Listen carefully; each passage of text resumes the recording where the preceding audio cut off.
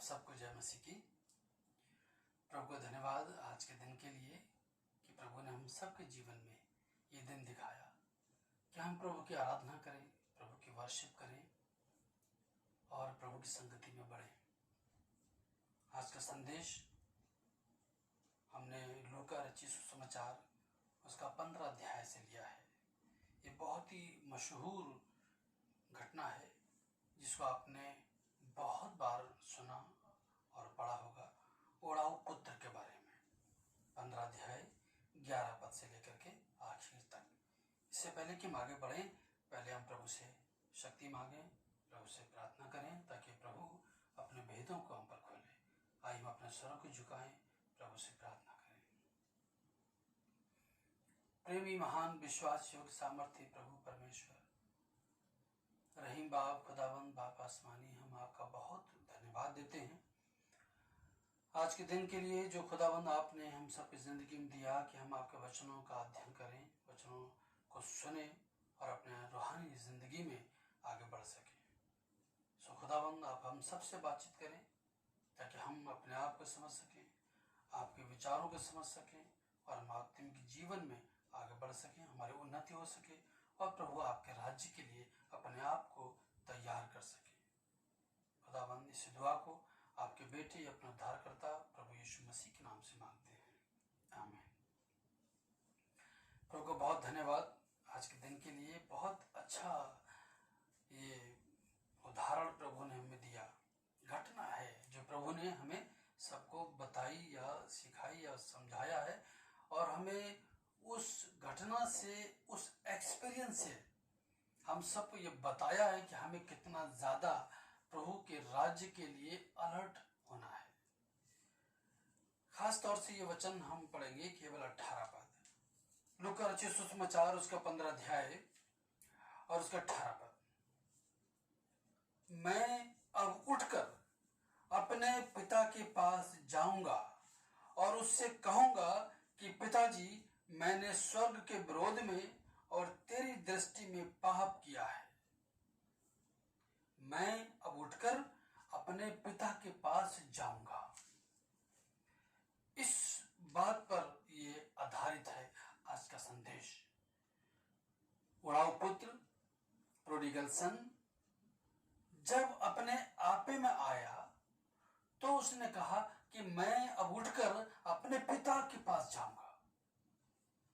जैसे हम सब जानते हैं कि आज हम लोग फादर्स डे सेलिब्रेट कर रहे हैं और साथ ही साथ यूथ संडे भी हम लोग मना रहे हैं। इसलिए आज की वर्शिप में भी यूथ ने पार्टिसिपेट किया और एक बुजुर्ग ने भी पार्टिसिपेट किया। हम प्रभु को धन्यवाद करते हैं। तो यहाँ पर पिता और पुत्र का जो संबंध है वो सब कुछ भी दिखाई देगा आपको। और इस प्रकार से पुत्र अब कह रहा है कि मैं अब उठकर अपने पिता के पास जाऊंगा। उसकी वापसी होती है। इस बात को लेकर के हम आगे बढ़ेंगे। सबसे पहले आपको साधारण तरीके से बता दें, क्योंकि ऐसे बहुत सारे मसीही लोग हैं जो पहली बार इस घटना को सुन रहे होंगे। जितने भी नए बिलीवर्स हैं, नए विश्वासी हैं, वो इन बातों को, इस घटना को नहीं जानते। पर जितने हम पुराने बिलीवर्स हैं, पुराने मसीही लोग हैं, पैदाशी क्रिश्चियंस हैं, तो वो तो सब जानते हैं कि हाँ भाई, उड़ाऊ पुत्र, मशरूफ बेटा और प्रोडिगल सन, ये वो। तो क्या हुआ, प्रभु यीशु मसीह ने इस घटना को बताया कि क्या हुआ था कि किसी इंसान के 2 बेटे थे। तो छोटे बेटे ने अपने पिता से कहा कि मुझे मेरी संपत्ति का भाग दे दीजिए। उसके मन में ऐसा विचार आया। क्योंकि उसकी संगति तमाम ऐसे सांसारिक लोगों से थी जो शैतानी लोग थे, सांसारिक लोग थे, भक्ति में नहीं थे, बुरे लोग थे, बुरी संगति में इसका जीवन था। इसलिए इसके मन में विचार आया और इसने पिता से अपनी संपत्ति का भाग ले लिया। कुछ दिनों के बाद ये अपनी संपत्ति लेकर के और दूर देश में चला गया और वहां पे जाकर इसने सारी संपत्ति सारा धन कुकर्म में उड़ा दी। उसके बाद वहां पर अकाल पड़ गया। अकाल पड़ने के बाद इसको कोई काम नहीं मिला, भूख को मरने लगा। और इस वजह से एक जॉब इसे मिला भी तो सुअर चराने का और फलियां खाने का, और उसके बाद ये कंगाल हो गया। फिर ये वापस अपने पिता के पास आता है और पिता इसे क्षमा करता है, इसे प्यार करता है, इसे गले लगाता है, इसको चूमता है और अपने घर में, अपने घराने में फिर से इसको प्रॉपर तरीके से रख लेता है। इसलिए फिर प्रभु यीशु मसीह ने बताया, प्रभु ने बताया इसी लूका 15 का आखिरी पद, वो अपने पिता, अपने बड़े बेटे से कह रहा है, परंतु अब आनंद करना और मगन होना चाहिए, क्योंकि ये तेरा भाई मर गया था फिर जी गया है, जो खो गया था वो मिल गया है। कितने आनंद की बात है जब एक पापी इंसान अपने पापों से तौबा करके प्रभु के पास आता है। अब हम इसे आगे बढ़ेंगे। सबसे पहले देखें इस उड़ाऊ पुत्र के जीवन को हम समझेंगे। उड़ाऊ पुत्र, इसका नाम ही उड़ाऊ पुत्र कर दिया गया है। उड़ाऊ पुत्र, उड़ाऊ पुत्र जो धन को और अच्छे जीवन को उड़ा देता है, लुटा देता है, फेंक देता है, बर्बाद कर देता है, जिसके विचार ठीक नहीं होते हैं। इंग्लिश में प्रोडिगल सन और उर्दू में मसरूफ बेटा और हिंदी में उड़ाऊ पुत्र, दंगैत पुत्र, बिगड़ा हुआ पुत्र।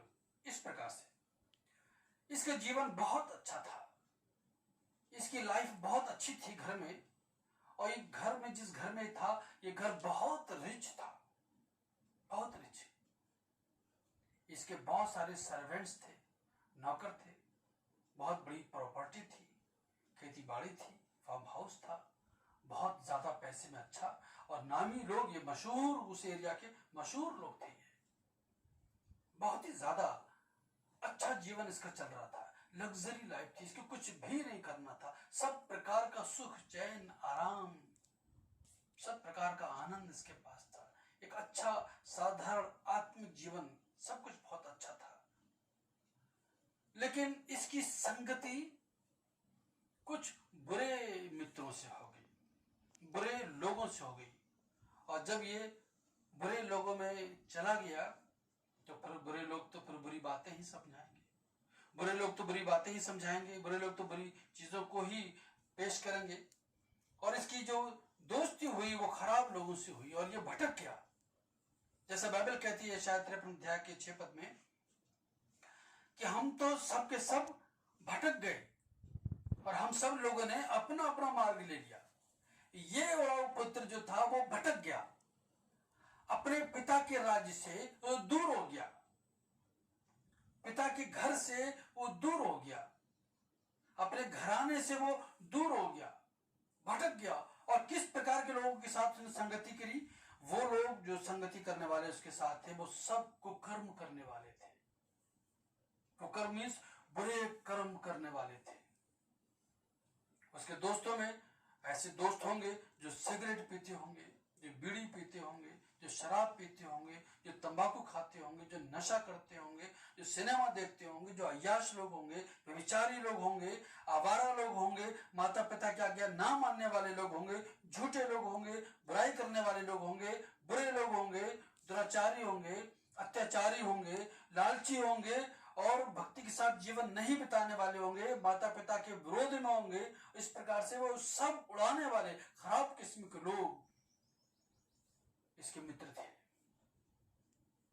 इसका जीवन बहुत अच्छा था, लेकिन जब मित्रों की संगति में चला गया ये, फिर इसकी जिंदगी भी नरक जैसी जिंदगी बन गई। क्या इसकी स्वर्ग जैसी जिंदगी थी?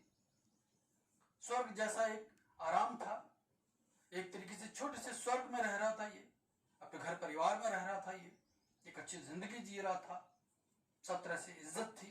लेकिन ये बुरी संगति में जाने के बाद बहुत ही बुरा इसका कैरेक्टर हो गया। इतना बड़ा करेक्टर हो गया कि अपने माँ बाप का विद्रोह कर रहा है, विरोध कर रहा है, कह रहा है कि मुझे मेरी संपत्ति का भाग दे दीजिए। इसके पिताजी ने इसे बहुत समझाया होगा, इसकी माँ ने इसे बहुत समझाया होगा। माँ को तो बहुत दुख हुआ होगा कि मेरा बच्चा मुझसे दूर हो रहा है, बहुत समझाया होगा। इसका बड़ा भाई था, उसके बड़े भाई ने भी समझाया होगा। इसके तमाम और जो रिलेटिव्स रहे होंगे, अंकल आंटीज वगैरह, उन लोगों ने भी समझाया होगा, और कुछ और अच्छे खास लोगों ने समझाया होगा, लेकिन ये नहीं माना। क्यों? उसके ऊपर एक भूत सवार था, बुरी संगति का, और इसका चरित्र बिगड़ गया। जैसा पहला कुरिन्थियों 15 अध्याय के 33 पद में लिखा हुआ है, वहां इस प्रकार से लिखा है, मैं पढ़ता हूं। पहला कुरिन्थियों 15 अध्याय और 33 पद। धोखा न खाना, बुरी संगति अच्छे चरित्र को बिगाड़ देती है। धोखा न खाना, बुरी संगति अच्छे चरित्र को बिगाड़ देती है। इसके अच्छे चरित्र को बाहरी लोगों ने, बुरी संगति वालों ने, सांसारिक लोगों ने इस अच्छे इंसान की चरित्र को बिगाड़ दिया, और ये व्यक्ति बिगड़ गया। और अब इतना बिगड़ गया कि इसको ये अपना घर इसको अच्छा नहीं लग रहा है, अपने लोग इसको अच्छे नहीं लग रहे हैं। एक सीधा साधा जीवन, एक अच्छा जीवन, आत्मिक जीवन, पीसफुल जीवन इससे अच्छा नहीं लग रहा है। जिसकी बुद्धि भ्रष्ट हो गई है, बुरी संगति में पड़ गया है। अब ये माँ बाप से विरोध कर रहा है, कर मेरी प्रॉपर्टी मुझे दे दीजिए, मेरा धन मुझे दे दीजिए, मैं सब लेना चाहता हूं। और बहुत समझाया होगा इसके परिवार के लोगों ने, लेकिन फाइनली क्या हुआ कि इसको वो धन संपत्ति दे दी गई। और जब इसको धन संपत्ति दे दी गई, कुछ दिन ये रहा अपने घर में। इसके बाद लिखा है कि बहुत दिन ना बीते थे, 13 पद, बहुत दिन ना बीते थे कि छोटा पुत्र सब कुछ इकट्ठा करके दूर देश को चला गया और वहां कुकर्म में अपनी संपत्ति उड़ा दी। जब ये सब कुछ लेकर के चला, यानी अपना धन जब लेकर के चला कि मैं दूर देश में जाऊंगा, वहां एंजॉयमेंट करूंगा, वहां अपने मन मर्जी के जैसा जीवन बिताऊंगा, मजे लूंगा जिंदगी के, अपनी इच्छा को पूरा करूंगा, चल दिया ये। इसके दोस्त भी संग में चले होंगे, अकेले थोड़ी जाएगा, और ऐसे इंसान के दोस्त और ज्यादा बन जाएंगे। चला गया, जब वहां पर पहुंचा तो लिखा है कि उसने कुकर्म में अपनी संपत्ति उड़ा दी। कुकर्म मतलब क्या है? सारे बुरे कर्म। जब नशा करना हो, नाच गाना देखना या करना हो, उसमें शामिल होना हो, क्लब में जाना हो, अय्याशी करनी हो, और तरह तरह के बुरे बुरे कार्य करने हो, सब कुछ बताती कुकर्म। संपत्ति उड़ाई, इसने अपनी संपत्ति को कुकर्म में उड़ा दी, और इसके दोस्त लोग उसके संग में थे, खूब एंजॉय किया अपनी जिंदगी का। धीरे धीरे धीरे धीरे धीरे धीरे वो पैसा जो लगातार उड़ाता रहा, खर्च करता रहा, क्या बचेगा? कुएं भर भी अगर दौलत हो तो वो भी बिना इनकम के तो वो भी खर्च हो जाएगी।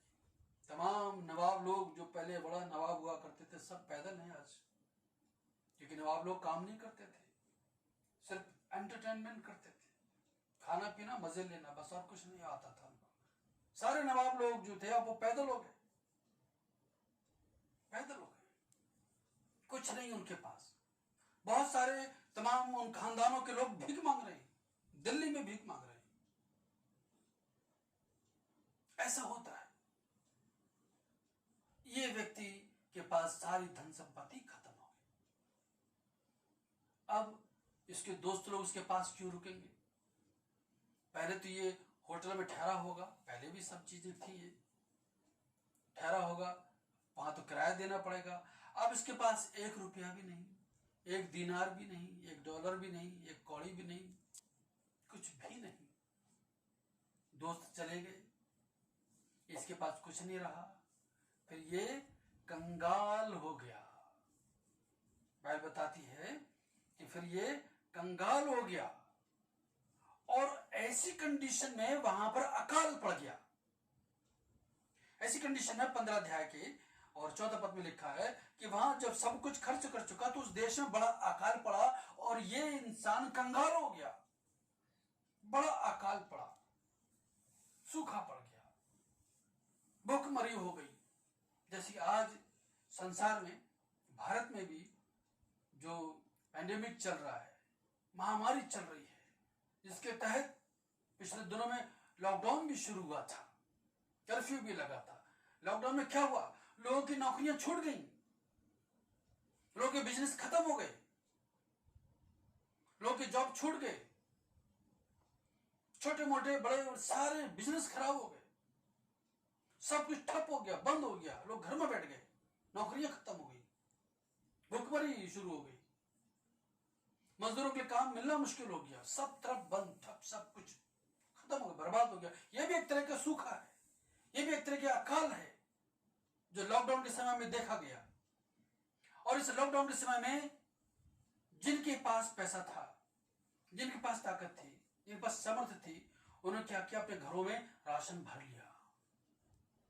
जिनके पास इकट्ठा धन था, उन्होंने अपने जीवन को चलाने के लिए सामान रख लिया, भर लिया। जिनके पास कुछ नहीं था, वो कहां से लेके आएंगे? वो कहां से क्या करेंगे? ये दशा इस उड़ाऊ पुत्र की हो गई। लॉकडाउन जैसी स्थिति, भूखमरी स्थिति, अकाल पड़ गया, कुछ भी इसके पास नहीं, अभी कहां जाए, क्या करे? और ऐसे समय में कोई नौकरी नहीं दे रहा था इसको।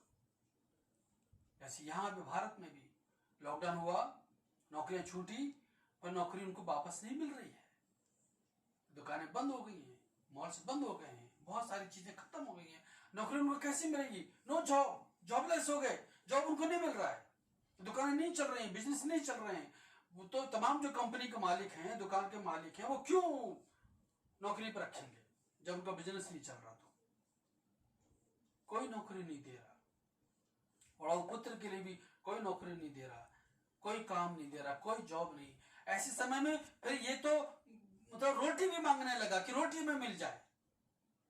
बाइबल बताती है 16 पद में, 15 के 16 में, कि कोई कुछ उसे नहीं देता था। मतलब वो मांगता था जा जाके कि मुझे भोजन मिल जाए, मुझे खाना मिल जाए। भिखारी हो गया, वो भीख मांग रहा है। लेकिन लिखा कोई कुछ नहीं देता था। ऐसे भूखमरी में क्या उसका जीवन रहा होगा? ऐसे अकाल में कौन दूसरे की इतनी मदद करेगा? सबसे पहले इंसान अपने आप को देखेगा, अपनी चीजों को देखेगा, पहले अपना देखेगा, तभी तो दूसरे की भलाई करेगा।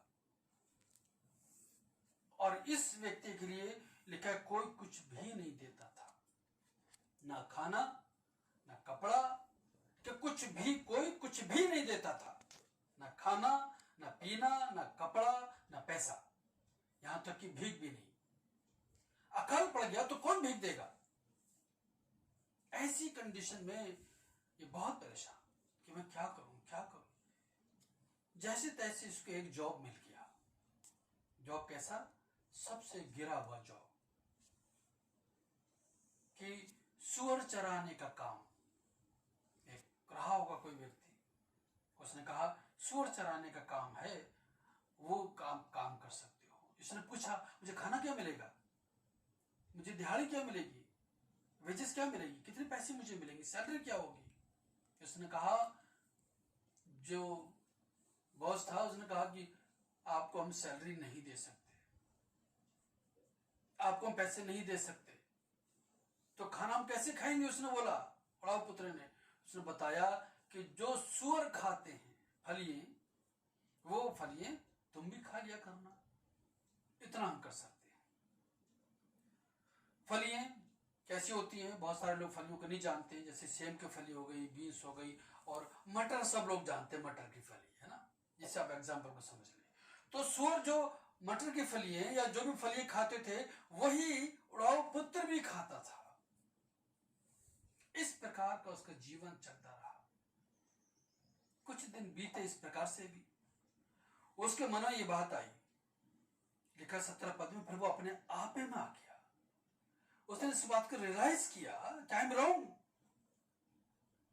I left my father's house, मैंने अपने पिता के घर को छोड़ दिया, मैंने अपना घराना छोड़ दिया, मैंने एक अच्छी जिंदगी छोड़ दी, मैंने बेहतरीन जीवन को छोड़ दिया, मैं बुरी संगति में पड़ गया, मैंने धन को उड़ाया है, यहां पे आ गया हूं, यहां तो मैं कंगाल हो गया, कुछ भी मेरे पास नहीं, अब तो सिर्फ मरना है, सूर जैसी जिंदगी हो गई। अपने आपे में वो आया और बोला कि मैं उठकर अब पिता के पास जाऊंगा, मैं अब उठकर अपने पिता के पास जाऊंगा। उसने याद किया कि मेरे पिता घर में तो बहुत सारे नौकर हैं और वो लोग खाना खाते हैं, उन्हें खाना मिलता है, बल्कि खाने से भी ज्यादा बहुतायत से उनको मिलता है, और मैं यहां भूखा मर रहा हूं। और इसलिए उठा, वहां से चला, ये अब वहां से चल रहा है। अब सोचो इसका जीवन कैसा हो गया कि एक कंगाल बन गया। कंगाल ये हो गया क्योंकि इसने अपने पिता की शिक्षा को नहीं माना, इसने अपने घराने की शिक्षा को नहीं माना, यह भटक गया। इसी प्रकार से बहुत सारे क्रिश्चियंस घराने में बहुत सारे लड़के और लड़कियां, यूथ, यंगस्टर्स तमाम और अधेड़ अवस्था के लोग भी सब के सब भटक जाते हैं। अब वो संसारिक रास्ते को अपना लेते हैं, फिर वो धार्मिक जीवन उनका नहीं रहता, पवित्र जीवन नहीं रहता, सच्चे मसीह फिर वो नहीं बनते, आत्मिक जन वो नहीं बनते, फिर वो बुरी संगति में चले जाते हैं, असमान जुए में जुट जाते हैं, अंधकार की शक्तियों के अंडर में हो जाते हैं, तमाम अपने जीवन को वो लोग बर्बाद कर लेते हैं। फिर उन्हें सबत का दिन याद नहीं रहता, चर्च का दिन उनको याद नहीं रहता, एक अच्छा जीवन उनको याद नहीं रहता, क्योंकि वो एक बुरी संगति में चले जाते हैं और शैतान उनको इस प्रकार से वो लुभा लेता है, शैतान उनके अंदर बैठ जाता है। फिर वो वही कार्य करना चाहते हैं जो शैतान उनसे करवाता है। फिर वो माँ बाप की नहीं सुनते, पास्टर्स की नहीं सुनते, बाइबल की बातों को नहीं सुनते, अच्छी बातों को नहीं सुनते, फिर वो बुरी बुरी बातों में चले जाते हैं। फिर वो करते हैं जिनके मन में आ रहा है, जो संसार कह रहा है, जो संसार के रीति रिवाज कह रहे हैं, जो उनके दोस्त कह रहे हैं, जो उनको समझा रहे हैं, जो गलत टीचिंग्स हैं, फिर उनको वो फॉलो कर रहे हैं, और इस तरह से फिर वो चले जाते हैं। और प्रभु ने जो उनको अपने राज्य में रखा, उस राज्य को वो छोड़ देते हैं। फिर वो प्रभु का राज्य उनको फिर पसंद नहीं आता है, फिर उनके विचार, उनके जो विचार चल रहे हैं वो पसंद आते हैं, क्योंकि शैतान तो इसी धुन में लगा है कि किसको फाड़ खाएं। इसलिए शैतान क्या करता है, पहला पतरस 5 अध्याय के 8 पद के अनुसार, शैतान ऐसे लोगों को जो बहुत अच्छे लोग होते हैं उनको पकड़ लेता है, पकड़ के गुमराह करता है, बुरी शिक्षा में डालता है, बुरे विचारों को उनमें भरता है, गलत शिक्षाओं को उनके अंदर डाल देता है, गलत इरादे बना देता है। फिर वो इंसान, चाहे वो लड़का हो या लड़की हो, आदमी हो या औरत हो, उसको फिर बुरी शिक्षा के अनुसार बुरे विचारों में खुजा करके फिर वो बर्बाद कर देता है शैतान। फिर वो नहीं सुनता किसी की, वो इंसान नहीं सुनता। फिर वो इंसान क्या करता है, वो अपने ही इरादों में मजबूत होता है, जो उसके इरादे हैं वही करेगा, जो उसके मन में आ रहा है। नहीं सुनता, अच्छी बातें पर उसे पसंद नहीं आती, कितना भी समझाओ वो नहीं सुनेगा, नहीं सुनेगी, ऐसा होता है। तो शैतान उसके अंदर बैठ गया। नीति वचन में लिखा है 13 अध्याय के पहले पद में कि बुद्धिमान पुत्र अपने पिता की शिक्षा को सुनता है। एक जो बुद्धिमान जो चाइल्ड होता है, बच्चा होता है, वो अपने माता पिता की शिक्षा को सुनता है, माता पिता की बात को वो मानता है, अपने बड़ों की बात को वो मानता है, उसकी समझ में आती, क्योंकि वो इंटेलिजेंट है। जो मूर्ख है वो अपने बड़ों की बातों को नहीं मानेगा, माता पिता की बात को नहीं मानेगा, नहीं समझेगा। मैं ये बात सिर्फ उन जवानों के लिए भी नहीं कह रहा हूं, मैं उनके लिए भी कह रहा हूं जो जवान नहीं है, जो शादीशुदा हैं, बड़े हैं, मैच्योर्ड हैं, वो भी अपने माता पिता की बातों को नहीं मानते, वो भी अपने स्वर्गीय पिता की बातों को नहीं मानते, वो भी बाइबल की बातों को नहीं मानते। पूरी दुनिया के लिए, मतलब हर किस्म, हर एज के लोगों के लिए वचन है ये। ऐसा नहीं केवल यूथ के लिए बोल रहा हूं, 15, 16, 17, 20, 25 सालों के लिए, ऐसा नहीं, पूरे हर एक जन के लिए ये वचन है। नीति वचन 1 अध्याय के 18, 1 अध्याय के 8 और 10 पद को पढ़ेंगे, 8 से 9, 10 और आगे पदों को, तो पता चलेगा कि किस प्रकार से यंग लोगों के लिए लोग कैसे करके वो फुसला लेते हैं, या बुरे लोग अच्छे लोग कैसे फुसला लेते हैं और कैसे उनके जीवन को बर्बाद कर देते हैं। ये नीति वचन के पहले अध्याय में क्लियर लिखा हुआ है। और फिर बाद में वो पछताते हैं, तब तक जीवन बहुत बर्बाद हो चुका होता है। नीति वचन 28 अध्याय के 24 पद में भी लिखा है कि ऐसे भी लोग हैं जो माँ बाप को लूटते हैं, माँ बाप को ठगते हैं, है ना, और वो क्या है, नाश करने वालों के संगी हो जाते हैं। बहुत बुरे किस्म के लोग हो जाते हैं जो माँ बाप को ठगते हैं, माँ बाप को लूटते हैं, अपने घर को घर नहीं समझते हैं। ऐसे लोग, यही उड़ाऊ पुत्र है जिसने इस प्रकार की शिक्षा को नहीं सुना। इसी तरह संसार में बहुत सारे ऐसे लोग हैं जिन्होंने परमेश्वर की शिक्षा को नहीं सुना, वो बर्बाद हो गए। शैतान ने उनको गुमराह कर लिया।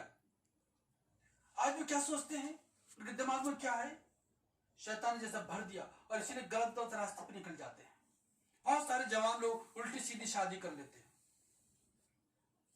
बहुत सारे जवान लोग गलत प्रोफेशन को चुन लेते हैं, फिल्म दुनिया में पहुंच जाते हैं। बहुत सारे लोग तो ऐसे ऐसे कैरियर को चुनते हैं कि वो उनको वहां बहुत पैसा मिलेगा, लेकिन उनके जीवन कितना बुरा हो जाएगा वो अंडरस्टैंड नहीं करते क्या उनका जीवन होगा। उन्होंने अपने जीवन को भटका लिया है, बुरी संगति में चले गए, बुरी संगति में पड़ गए, अपने फ्यूचर को नहीं देख रहे हैं। और अगर कोई व्यक्ति ऐसा चला भी गया है और वो ये कहे कि नहीं हम तो पैसे में बहुत अच्छे हैं, फिर भी वो जान ले कि वो आत्मिक रूप से कंगाल है। भले आपके पास धन है संसार का, लेकिन आत्मिक जीवन में आप क्या हैं? आत्मिक जीवन खोखला जीवन है, कंगाली का जीवन आत्मिक जीवन में। यही इस पुत्र ने किया और वो पुत्र ने किया। और जब इसने सब कुछ पैसा ले लिया, धन ले लिया, या इसने अपने इरादे में जो कामयाब हो गया कि मेरा इरादा ये है कि मैं ये करूंगा, चल दिया, तो उसने क्या सोचा होगा, उसके ख्यालात कैसे होंगे? हम प्रकाशित बात से आपको बताएंगे। 3 अध्याय प्रकाशित वाक्य, 3 अध्याय। प्रभु यीशु मसीह लौदीकिया की कलीसिया को ये बात बताना चाहते हैं। 3 अध्याय और उसका हम पढ़ेंगे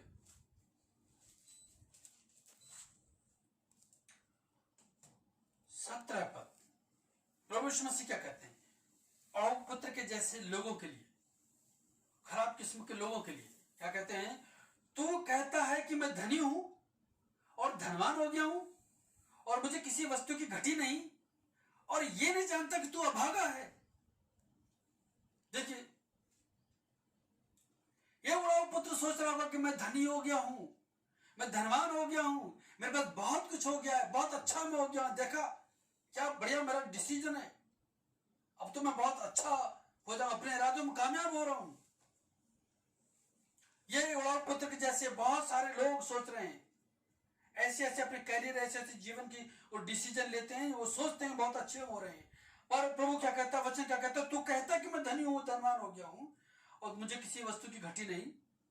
उड़ाऊ पुत्र ने ऐसे सोचा होगा, पर वचन क्या कहता है कि तू नहीं जानता कि तू अभागा है और तू तुच्छ है और तू कंगाल है, अंधा है और नंगा है। ये उड़ाऊ पुत्र सब कुछ हो गया, अभागा हो गया, ये तुच्छ हो गया,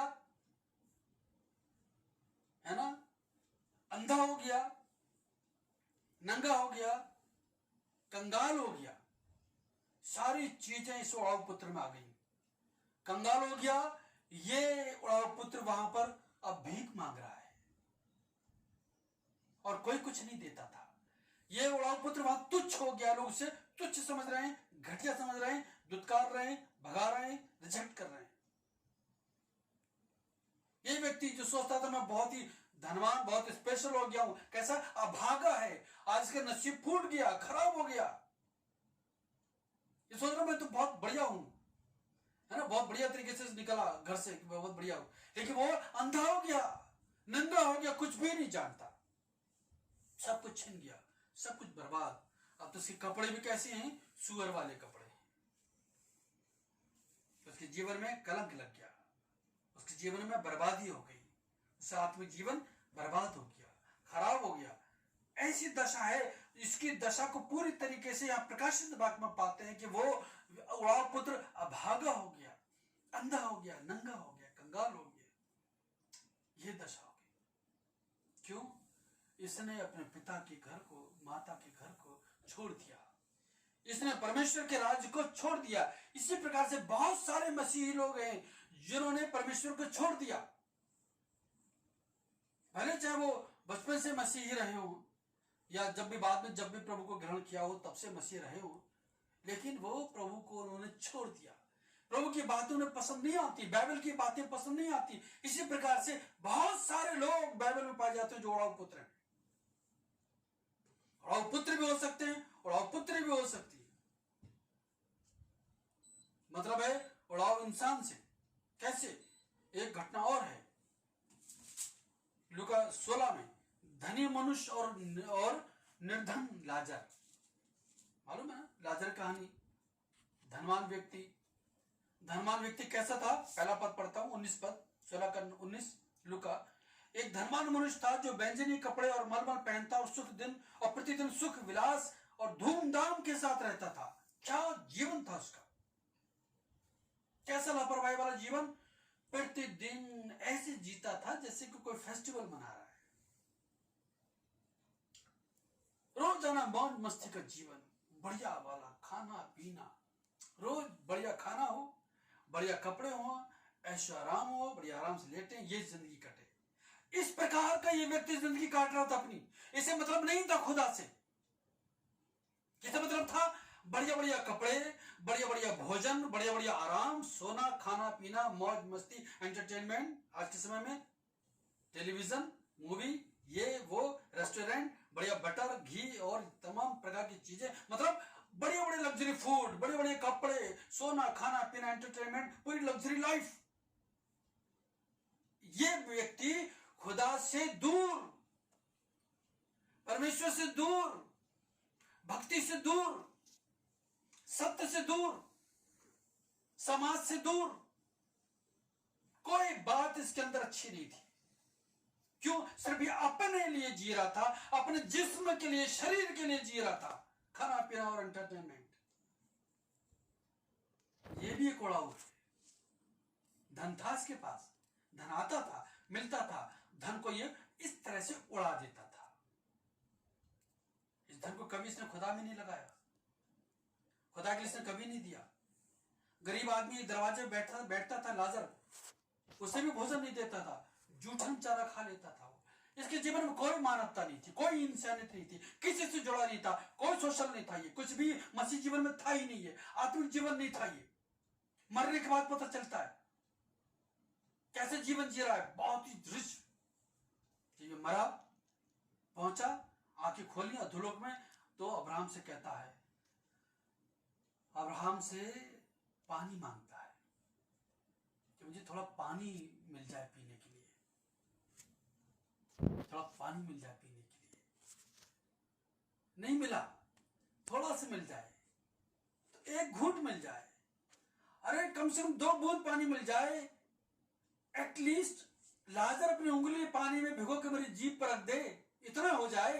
इतना भी नहीं, ये व्यक्ति कंगाल हो गया। अभी कैसा जीवन जी रहा है, प्रतिदिन सुख विलास, बाद में कंगाल हो गया, बाद में ये अभागा हो गया, बाद में ये तुच्छ हो गया, फिर ये नंगा हो गया, कुछ नहीं रहा इसके पास, कुछ भी नहीं रहा, रिजेक्टेड हो गया, तुच्छ हो गया। पानी मांग रहा, उसे उसकी सुनवाई नहीं हो रही है। अब्राहम ने रिजेक्ट कर दिया, बोले नहीं, नो चांस। ये भी व्यक्ति एक उड़ाऊ पुत्र है जिसे खुदा से कोई मतलब नहीं था। एक और उड़ाऊ पुत्र प्रभु यीशु मसीह के पास आया, लूका के 12 अध्याय में और 13 पद में। लूका 12 अध्याय और 13 पद में उड़ाऊ पुत्र एक आता है और प्रभु यीशु मसीह से क्या कहता है, सुनिए। फिर भीड़ में से एक ने उससे कहा, हे गुरु, मेरे भाई से कहे कि पिता की संपत्ति मेरे साथ बांट ले।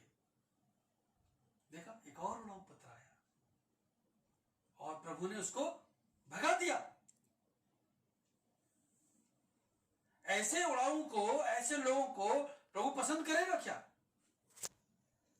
व्यवस्था विवरण अगर ऐसे आप पढ़ें, व्यवस्था विवरण उसमें 21 अध्याय 18 से 21, व्यवस्था 21 अध्याय 18 से 21, वहां भयंकर सजा लिखी है उड़ाऊ पुत्रों के लिए, उड़ाऊ बच्चों के लिए भयंकर सजा लिखी है। जान से मार डालने की सजा लिखी है, पत्थरवाह करने की सजा लिखी है।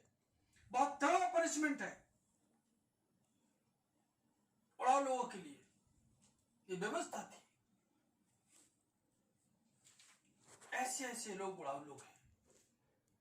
आज संसार में बहुत सारे ऐसे लोग हैं जिन्होंने सांसारिक तौर से अपने घर बार को लूटा, अपने माँ बाप का तिरस्कार किया, माँ बाप को दुखी किया, प्रॉपर्टी को छीन लिया, हड़प लिया, अलग रहने लगे, माँ बाप को सता रहे हैं। इस प्रकार से वो प्रॉपर्टी इनकी कहां जाएगी? एक दिन वो कंगाल हो जाएंगे, एक दिन वो अंधे हो जाएंगे। आज भी वो अंधे हैं, समझ नहीं रहे आत्मिक जीवन को, आत्मिक बातों को। उन्होंने अपनी मनसा को पूरा कर लिया है, लेकिन वो अंधे हैं, वो नंगे हैं, कुछ नहीं उनके पास, कुछ भी नहीं है। एक उनका भी प्राण निकलेगा, कुछ भी नहीं रहेगा। और यदि कोई व्यक्ति सोचता है कि मैं रईस बन गया हूं, रिच बन गया हूं, मेरे पास बहुत कुछ है, वो जान ले उसके आत्मिक जीवन में खोखलापन है, आत्मिक रूप से वो कंगाल है, आत्मिक रूप से वो अभागा है, आत्मिक रूप से वो अंधा है, नंगा है, तुच्छ है, आत्मिक रूप से कुछ भी नहीं है। ऐसे व्यक्ति के लिए परमेश्वर पसंद नहीं करता है, खुदावंद पसंद नहीं करता है। इसी प्रकार से आत्मिक रूप से अगर इस बात को देखें तो जो लोग भी परमेश्वर से दूर हो गए, खुदा को जिन्होंने छोड़ दिया, जो बैकस्लाइड हो गए, जो संसारिक जीवन बिता रहे हैं, जिन्हें सबत के दिन से मतलब, प्रभु की आराधना के दिन से मतलब नहीं है, बाइबल पढ़ने से मतलब नहीं है, प्रार्थना करने से मतलब नहीं है, जो खुदा की भक्ति से उन्हें मतलब नहीं है, संसारिक जीवन जी रहे हैं, तमाम अपने बर्थडे और तमाम अपनी वेडिंग एनिवर्सरी, तमाम तरह के सेलिब्रेशन सब संसारिक तरीके से मना रहे हैं, खुदा वहां नहीं है, प्रभु वहां नहीं है, प्रभु यीशु मसीह की उपस्थिति वहां नहीं है। ऐसे लोग जीवन में, उनके जीवन क्या है? उनके जीवन में कंगाली है, आत्मिक रूप से वो कंगाल हैं, आत्मिक रूप से वो नंगे हैं, आत्मिक रूप से वो तुच्छ हैं। उनके जब एक दिन जब प्रभु के पास पहुंचेंगे तो उनके पास कुछ नहीं रहेगा। ये धनवान व्यक्ति पहुंचता है और इसने जीवन में, अपने जीवन में ध्यान नहीं दिया। सॉरी, वह बोल रहा है कि मेरे 5 भाई और हैं, मेरे और भाई लोग हैं, वो भी मेरी तरह हैं, वो भी मेरी तरह हैं। ये व्यक्ति बोलता है, वो भी ऐसे ही, पूरा घर, पूरा खानदान ऐसा है। इस तरह के इंसान का जीवन है, इस तरह के उड़ाऊ लोग हैं, इस तरह से लोग हैं जिन्होंने मसीह परिवार को, मसीह शिक्षा को छोड़ दिया। बचपन से जो शिक्षा मिली उस शिक्षा पर नहीं चले, बचपन से जो प्रभु के वचन बताया गया उस पर ना चले। आज उतनी लोगों की उम्र हो गई, आज भी लोग प्रभु के वचन को नहीं मानते, कहते अभी हमें जरूरत नहीं है। वे लोग क्या हैं? सच में उनके आत्मिक जीवन में लोग अंधे हैं, वो नहीं समझ रहे। इसलिए अंडरस्टैंड करिए इस धनवान व्यक्ति को, समझिए इस उड़ाऊ पुत्र को, इनके जीवन को देखिए, इनके जीवन का अंत देखिए, अंत क्या होता है। उड़ाऊ पुत्र कंगाल बन गया, धनवान व्यक्ति कंगाल बन गया। ऐसे जितने भी लोग प्रभु से दूर हो गए उनके जीवन में शांति नहीं है। जितने लोग प्रभु से दूर हो गए, गलत रास्ते पर चले गए, गलत शिक्षा में चले गए, गलत इरादों में चले गए, गलत कार्यों में चले गए, उनके जीवन में तसल्ली नहीं, शांति नहीं है, खोखला जीवन उनका। भले जहां बाहर से मुस्कुराए तो अंदर उनके वो बेचैनी है, उनके जीवन में अंदर परेशानी है। क्यों? उन्होंने परमेश्वर के वचन को रिजेक्ट किया, परमेश्वर को उसमें उन्होंने ठुकराया, प्रभु को उन्होंने नहीं समझा, भूल गए कि प्रभु यीशु मसीह ने आपके लिए जान दी है, भूल गए प्रभु यीशु मसीह के बलिदान को, भूल गए प्रभु यीशु मसीह के प्रेम को, भूल गए प्रभु के इन वचनों को कि उन्होंने अपनी इच्छा को पूरा किया, प्रभु के राज्य को उन्होंने छोड़ दिया। यह है उड़ाऊ लोगों की जीवन। जितने भी लोग ऐसे रहे उनके जीवन बर्बाद हो गया। आज प्रियो, इस बात को सीखें, इन घटनाओं से इस बात को अंडरस्टैंड करें। वो उड़ाऊ पुत्र कितना अंत में समझ गया कि मैंने एक बुरा जीवन बिताया, खराब जीवन बिताया। वो उसने अपने आप को रियलाइज किया, वो अपने आपे में आ गया और अपने आपे में आकर के क्या बोलता है कि मैं अब उठकर अपने पिता के पास जाऊंगा। This is good decision. कितना बढ़िया डिसीजन लिया उसने कि मैं अब उठकर अपने पिता के पास जाऊंगा। मतलब यह कि अब मैं रिपेंट करूंगा, रिपेंट करूंगी और परमेश्वर के नजदीक आ जाऊंगी, परमेश्वर के पास चला जाऊंगा। प्रभु से कहूंगा, प्रभु मैंने स्वर्ग के विरोध में, तेरे विरोध में मैंने पाप किया है, मुझे आप क्षमा कर दें। सच्चे पश्चाताप के साथ आप प्रभु के पास आ जाएं। और केवल पश्चाताप ही इनफ नहीं है, पश्चाताप के साथ साथ आपको बदलना पड़ेगा। आपको अपने गुनाह, अपनी बुराई को छोड़ना पड़ेगा, प्रभु की नजदीकी में आना पड़ेगा। वचन को पढ़ना स्टार्ट करिए, चर्च जाना स्टार्ट करिए, आत्मिक जीवन प्रार्थना में जीवन बिताना स्टार्ट करिए। वचन के अनुसार जो कुछ लिखा है उसको फॉलो करना स्टार्ट करिए, फॉलो करें। तब वो सच्चा रिपेंटेंस होगा, वो सच्चा पश्चाताप होगा। और जब आप पिता के पास आएंगे तो पिता आपको अपने गले से लगा लेगा। खुदावंद आपको अपने गले से लगा लेगा। जैसे उड़ाऊ पुत्र जब आया तो लिखा वचन में उसे बहुत चूमा, गले से लगाया और उसे उसके हाथों में अंगूठी दे दी, पैरों में जूती, नए वस्त्र, और तुरंत अच्छा सेलिब्रेशन होने लगा। वहां पे सेलिब्रेशन होने लगा। क्यों? क्योंकि उस व्यक्ति ने पश्चाताप किया, तौबा की। अगर आज आप तौबा करते हैं तो सही में, सच में प्रभु आपसे प्यार करेगा, आपके जीवन को बदलेगा, आपको धार्मिकता के वस्त्र देगा, आपका नाम सच में जीवन की पुस्तक में लिखा जाएगा और फिर आप बदल जाएंगे। जीवन आपका बहुत अच्छा हो जाएगा। लेकिन रिपेंट करना है, तौबा करनी है, पश्चाताप करना है, जीवन को बदलना है। ये ऐसा जीवन जो धनी व्यक्ति का था और ऐसा जीवन जो उड़ाऊ पुत्र का था, वो आपको छोड़ना पड़ेगा, त्यागना पड़ेगा। त्याग करिए ऐसे बुरे जिंदगियों का, बुरे विचारों का, बुरे इरादों का। तब आप देखिए किस प्रकार का आपका जीवन हो सकता है। ये आज के संदेश में मैं आपको बताना चाहता हूं। और जिसने पश्चाताप किया अपनी जिंदगी में, उसकी जिंदगी बहुत बढ़िया हो गई, हमेशा के लिए उसका जीवन बहुत अच्छा हो गया। इससे पहले कि वो दिन आए कि हम कंगाली में पहुंच जाएं, इससे पहले कि वो दिन आए कि हम अभागे हो जाएं, इससे पहले कि वो दिन आए कि प्रभु अपने लोगों को उठा ले और हम यहीं रह जाएं, इससे पहले कि लोग स्वर्गदूत हमें रिजेक्ट करने लगे, इससे पहले कि जीवन और बर्बाद हो जाए हमारा, अपने आपे में आ जाएं, जांच लें अपने आप को, समझ लें अपने आप को किस रास्ते पर आप हैं, किस रास्ते पर आप हैं। इस बात को समझ लें, इस बात को जान लें, अपने आप का एग्जामिन करें, अपने विचारों का एग्जामिन करें, अपने चरित्र का एग्जामिन करें, अपने धार्मिक कार्यों का एग्जामिन करें, अपने आप को जांचें, परखें, समझें, मिलाएं बाइबल से। विद रिपेंटेंस आप प्रभु के पास आए। आइए हम लोग अपने सरों को झुकाएंगे, रिपेंट करेंगे, प्रभु से प्रार्थना करेंगे। सब लोग अपने सरों को झुकाएं, खुदावंद यीशु मसीह से दुआ मांगे। खुदावंद दयालु है, दया का सागर है। दानियल 9:9 के अनुसार दया का सागर क्षमा की खानी है। जब एक पापी मनुष्य मन फिराता है तो स्वर्ग में स्वर्गदूतों के सामने, खुदावंद के सामने सेलिब्रेशन होता है, आनंद मनाया जाता है। जब पुत्र वापस आया तो वहां सेलिब्रेशन हुआ, आनंद मनाया गया।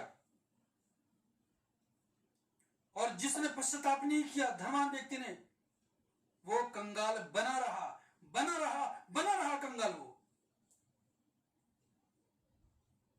उसे जो सजा मिली वो मिली ही रही। इसलिए अपने आप को आज जांच लें, अपने आप को परख लें, समझें। होली स्पिरिट से कहें, पवित्र आत्मा से कहें, प्रभु मेरे पाप मुझे दिखाएं, मेरे पाप मुझे समझाएं, मेरी गलतियां मुझे समझाएं। मैं पश्चाताप करना चाहता हूं, मैं पश्चाताप करना चाहती हूं। मैं प्रभु आपके नजदीक में आना चाहता हूं। मैं तमाम संसारिकता छोड़ना चाहता हूं। छोड़ दें संसारिकता, संसार के रीति रिवाज, संसार के चाल चलन, संसार के जैसे होना, मॉडर्नाइज होना, अपने आप को जो करते रहते हैं, तमाम ऐसी बुराइयों को त्यागना पड़ेगा, संसारिकता से हटना पड़ेगा, सिंपलिसिटी में जीना पड़ेगा, बाइबल के अनुसार विचारों को बदलना पड़ेगा। वो होगा पश्चाताप। दिखना चाहिए पश्चाताप। प्रार्थना करेंगे, सरों को झुकाएंगे। हे महान परमेश्वर पिता, स्वर्ग और पृथ्वी के परमेश्वर, खुदा बाप, हम आपके निहायत शुक्रगुजार हैं प्रभु जी कि आज ये वचन आपने हमारे जीवन में फिर से दिया है, ताकि हम अपने आप को जांचें, अपने आप को समझें और रिपेंटेंस के साथ, तौबा के साथ हम आपके चरणों में आ जाएं। खुदावन, तब तक की तमाम गलतियां, पाप, अपराध, मूर्खता हमारी क्षमा करें। जितने भी लोग प्रभु आपके वचन को सुन रहे हैं, देख रहे हैं, खुदावंद यीशु मसीह हर एक के जीवन में एक अद्भुत कार्य करे। सबके जीवन में वो हृदय दें, पश्चाताप हृदय दें, जो औलाद पुत्र जब बाद में जब समझ गया तो वो बोलता है कि मैं उठकर अपने पिता के पास जाऊंगा। इसलिए खुदावंद, जितने भी लोग आज आपके पास पश्चाताप के साथ आ रहे हैं, प्रभु आप उन्हें कबूल कर ले, आप उन्हें माफ करें, उनके जीवन को बदल दें। खुदावंद, हम इस पश्चाताप के साथ आपके राज्य में शामिल हो सके। हमारा हृदय कठोर ना हो, उस धनवान व्यक्ति की तरह ना हो, उस उड़ाऊ व्यक्ति की तरह ना हो जिसने अपने जीवन में कोई पश्चाताप नहीं किया, जिसने अपने जीवन में प्रभु आपको नहीं जाना, जिसने अपने जीवन में भक्ति का जीवन नहीं जिया, जो खुदावंद आपसे दूर था, दूर रहा। खुदावंद, हम सबके साथ हों, हमारे जीवन में अपना क्रूस का गहरा काम करें, हम आपके बलिदानों को, आपके प्यार को समझ सके। प्रभु, अपने आप को आपके हाथों में सौंपते हैं। जितने भी लोग ये वचन सुन रहे हैं, प्रार्थना अटेंड कर रहे हैं, उन सब के लिए भी आपके हाथों में सौंपते हैं। इन सारी प्रार्थना को आपके बेटे, अपने उद्धारकर्ता प्रभु यीशु मसीह के नाम से मांगते हैं, आमीन। अब हमारे प्रभु यीशु मसीह का अनुग्रह, पिता परमेश्वर का प्रेम और पवित्र आत्मा की संगति हम सबों के साथ प्रभु यीशु मसीह के दूसरे आगमन के दिन तक होती रहे, आमीन। आप सबको जय मसीह की। God bless you.